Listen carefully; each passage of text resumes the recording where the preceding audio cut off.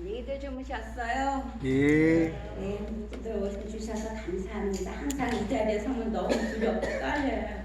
근데 우리 목사님께서 정말 기도해 주시고 또 찬양인도 해주시고 너무 감사합니다. 우리 장로님은 더 감사하고 365일 하루도 빠지지 않고 저는 하루 정도는 쉬고 싶어서 밖에 나가서 자고 오기도 하는데 우리 장로님은 하루도 정말 그 연세에도 안 빠지고 오셔서 항상 반주해 주셔서 감사합니다. 오늘 제가 드릴 말씀은 그 중에 한 사람처럼 되자라는 제목으로 선택해 봤습니다.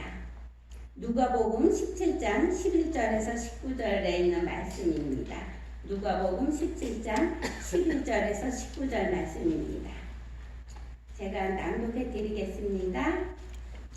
예수께서 예루살렘으로 가실 때 사마리아와 갈릴리 사이로 지나가시다가 한 마을로 들어가시니 나병 환자 10명이 예수를 만나 멀리 서서 소리를 높여 이르되 예수 선생님이여 우리를 불쌍히 여기소서 하거늘 보시고 이르시되 가서 제사장들에게 너희 몸을 보이라 하셨더니 그들이 가다가 깨끗함을 받은지라. 그 중에 한 사람이 자기가 나은 것을 보고 큰 소리로 하나님께 영광을 돌리며 돌아와 예수의 발 아래 엎드려 감사하니 그는 사마리아 사람이라. 예수께서 대답하여 이르시되 10사람이 다 깨끗함을 받지 아니하였느냐? 그 9은 어디 있느냐? 이 이방인 외에는 하나님께 영광을 돌리러 온 자가 없느냐 하시고 그에게 이르시되 일어나 가라 너의 믿음이 너를 구원하였느니라 하시더라. 우리도 이 한 사람처럼 감사하는 오늘 하루 되시길 바랍니다. 우리 예수님께서는 이때가 죽은 나사로를 살리신 후에 서기관과 바리새인들이 예수님을 죽이려고 하기 때문에 예루살렘에서 북쪽으로 가셨다가 예수님께서는 때를 다 아시잖아요. 십자가에 못 박히신 일이 임박하였기 때문에 돌아오시는 길이었습니다. 그때에 정말 다른 사람들이 지나가지 않는 사마리아와 갈릴리 사이를 지나가고 계셨습니다. 그곳에는 나병으로 가정과 모든 사랑하는 사람들과 분리되어 외딸고 궁벽한 곳에서 그들만이 모여 살았습니다. 우리나라에도 나병 환우는 격리되어 살고 있지 않습니까? 33년 전에 하현일 장로님께서 자기의 결혼식 자금, 그것도 부인께서 돈을 선생님을 해가지고 모아놓은 결혼 자금을 결혼식에 쓰지 않고 그 돈을 가지고 소록도에 복음을 전하러 갔습니다. 제가 그때 같이 갔었어요. 그때는 정말 나병 환우들이 참 많았습니다. 소록도에 갔다가 이제는 다른 타인들에게 병이 전염되지 않기 때문에 그들을 위해서 그 하동 거기 어느 한 마을에 그 나병에서 나은 분들이 모여 사는 곳이 있었습니다. 그곳에 갔었습니다. 그래 그곳에 갔는데 거기서 우리가 아침 저녁을 먹고 거기서 자고 오는 그런 코스였습니다. 그런데 밥을 먹으려고 하는데 저희 보는 앞에서 손이 잘라진 그 손으로 나무를 묻혀서 주는 것입니다. 지금 같으면 좀 괜찮은데 그때는 아직도 미스였거든요. 젊은 때였는데 그런데 그걸 안 먹으면 안 된다 그래요. 그래서 그들 보는 데서 잘 먹었습니다. 그리고 또 밤에는 자는데 그때가 가을이었어요. 초가을이었는데 이불을 안 덮고 잘 수 없는 그러한 추운 때였습니다. 지금 같으면 이불 안 덮고 잘 수도 있는데요. 그 추운데 이불을 주는데 그때는 하얀 강목 이불이었는데 목 있는 데가 때가 끼어가지고 꼬질꼬질한 거예요. 그거를 주는데 정말 덮고 잘 수가 없지만 너무 추워서 그래도 그거를 덮고 그렇게 하고 왔습니다. 정말 그렇게 가기도 힘들고 그러한 곳에 저희가 갔습니다. 근데 우리 예수님께서는 그보다 더한 그러한 곳을 다 찾아다녔습니다. 그런데 지금으로부터 한 3년 전에 그 소록교회를 또 찾아가 봤어요. 그런데 이번에는 그때는 참 나병 환우들이 많았어요. 그들이 손이 잘라져가지고 거기다가 홈이나 괭 이런 거를 묶고 나가서 밭에서 일하는 분들이 많았는데 이번에 가니까 환우분들이 많이 없더라고요. 지금은 약이 좋아서 다 치유가 되었나 봐요. 제가 어렸을 때는 여기 마석에도 나병 환우들 마을이 따로 있대요. 여기 제 친구들이 있었는데 그런 이야기를 하더라고요. 우리 어렸을 땐 정말 무서웠죠. 어렸을 때 먹을 거가 없어서 이른 봄부터 산에서나 들에서 나는 거 다 먹었잖아요. 진달래꽃부터. 그런데 언니들이 산에 가서 진달래꽃이 아주 많은 그러한 나무 밑에는 가지 말래요. 왜 그러냐 했더니 거기는 나병 환우들이 꽃을 들고 아가아가 꽃받으러 한다고 그거를 받으러 가면은 너가 그들한테 잡혀 먹힌다고. 그래서 가장 듬성듬성 난 나무에 가서 꽃을 따먹고 그런 적도 있습니다. 그랬는데 우리 예수님께서는 그러한 나병 환우들에 찾아갔습니다.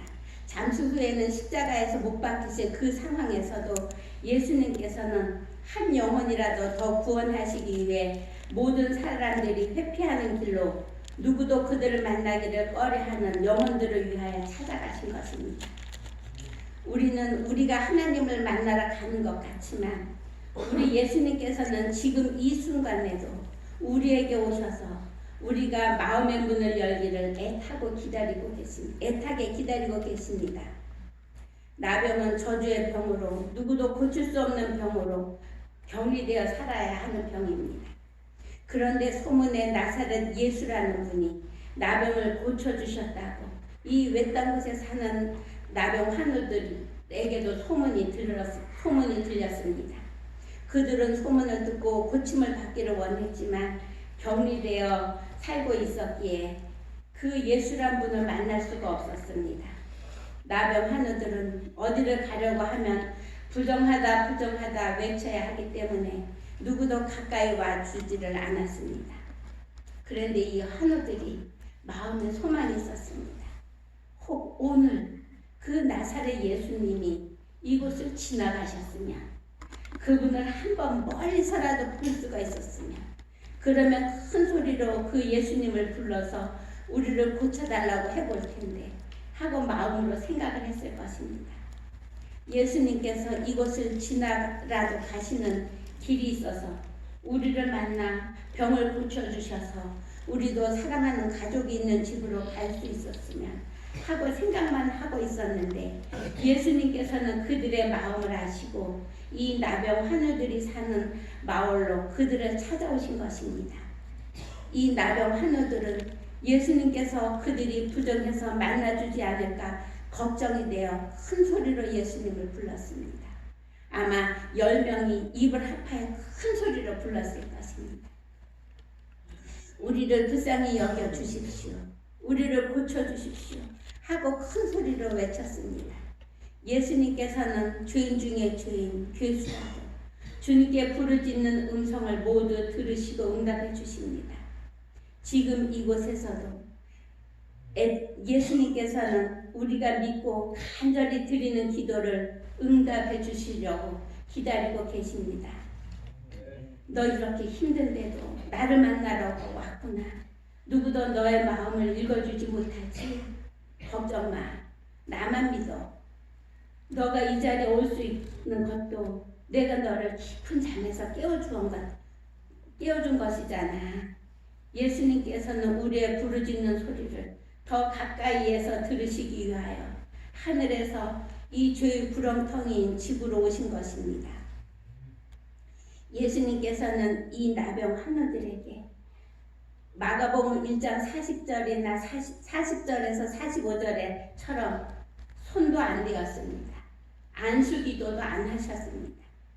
구약성경 열왕기하 5장에 나만 장군처럼 요단강에 가서 7번 씻으라고도 아니하시고 제사장에 가서 보이라고만 하셨습니다. 무슨 약을 먹어보라든가 아니면 안수기도를 하시든가 하셨으면 얼마나 믿음이 가겠습니까? 하지만 이 나병 한우들은 예수님의 말씀에 순종하여 제사장에게로 달려갔습니다. 치료는 믿음의 행위에 따른 조건부적인 것입니다. 치료는 그들이 예수님 곁에 머무는 한 받을 수가 없었고 예수님의 지시를 이행하기 위해 나아갈 때에 받을 수 있었습니다. 그들은 예수님을 떠날 때까지는 나병이 낫지 않았습니다. 그들이 깨끗하다는 선언을 받게 될 제사장들을 향하여 떠나기 전에 조금이라도 낫는 치료의 증거를 기다렸다라면 그들은 고침을 받지 못했을 것입니다. 그들은 말씀에 무조건 순종하여 제사장에게로 달렸습니다. 그들이 실제로 고침을 받기 전에 이미 고침을 받은 것처럼 믿음으로 행동하는 일이 그들에게 필수적이었습니다. 야고보 1장 6절 말씀입니다. 야고보 1장 6절입니다. 오직 믿음으로 구하고 조금도 의심하지 말라. 의심하는 자는 마치 바람에 밀려 요동하는 바다 물결 같으니 하였습니다. 우리도 믿음으로 주님께 나아갑시다. 히브리 11장 6절 말씀입니다. 히브리 11장 6절 말씀입니다. 믿음이 없이는 하나님을 기쁘시게 하지 못하나니 하나님께 나아가는 자는 반드시 그가 계신 것과 또한 그가 자기를 찾는 자들에게 상 주시는 이심을 믿어야 할지니라 하셨습니다. 아멘. 순종 없이는 믿음도 없습니다. 행함이 없는 믿음은 그 자체가 죽은 것이라고 야고보 2장 17절에 말씀하셨습니다. 참된 믿음을 가진 사람은 하나님의 모든 요구 사항대로 행동하지만 믿음이 없이는 순종이 불가능하고 무익하다고 하였습니다. 믿음과 순종은 상대가 없이는 홀로 존재할 수가 없다고 하였습니다. 믿음은 항상 순종이 따른다고 하였습니다. 이 10명의 나병 한우들은 불평하지 않고 예수님의 말씀에 100% 순종하였습니다. 그들은 어떻게 고침을 받았습니까? 예수님의 말씀을 순종하여 갈 때 치유함을 받았습니다. 9명은 빨리 제사장에게 보여 완치의 판결을 듣고 사랑하는 가정으로 가기를 원했을 것입니다. 아니면 이제는 돈도 벌어서 남들만치 세상에서 잘 살아보고 싶어서 예루살렘을 향하여 무조건 달렸을 것입니다.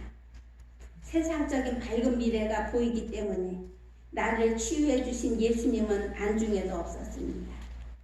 그 중에 한 사람, 사마리아, 오직 이방인 그 한 사람만이 나를 고쳐주신 예수님께 감사를 드려야지 하며 하나님께 영광을 돌리며 예수님께로 돌아와 예수님의 발 앞에 엎드려 감사했습니다. 예수님께서는 이 한 영혼 때문에 얼마나 기쁘셨겠습니까? 오늘 지금 이 순간도 오직 나 한 명 한 명을 구원하기 위하여 우리를 구원하기 위해서 우리가 마음을 주님께 드리기를 예수님께서는 기다리고 계십니다. 아멘. 십자가에 달리신 숙대말로 죽을 날을 앞두고 돌아오는 그 착착한 길에서도 이 사마리아 사람 오직 한 영혼 정말 사람들을 보기에는 죽은 사람 같은 그 한 영혼을 위하여 예수님을 찾아온 그 사마리아 한 사람을 위하여 행복하셨을 것입니다. 지금 이 시간에도 나 한 명, 이 한 영혼을 기다리고 계십니다.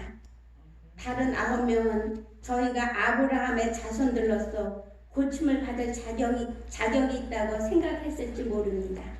그러나 이 사마리아인은 자기에게 갑자기 주어진 치료에 감사했습니다. 받은 축복들에 대하여 하나님께 감사하기를 잊어버리는 자들, 하나님이 그들을 위해 행하신 일에 대하여 진정으로 감사하지 않는 자들은 예수님을 완전히 잊어버릴 위험 가운데 있다고 하였습니다. 로마서 1장 21절에서 22절 말씀입니다. 로마서 1장 21절에서 22절 말씀입니다.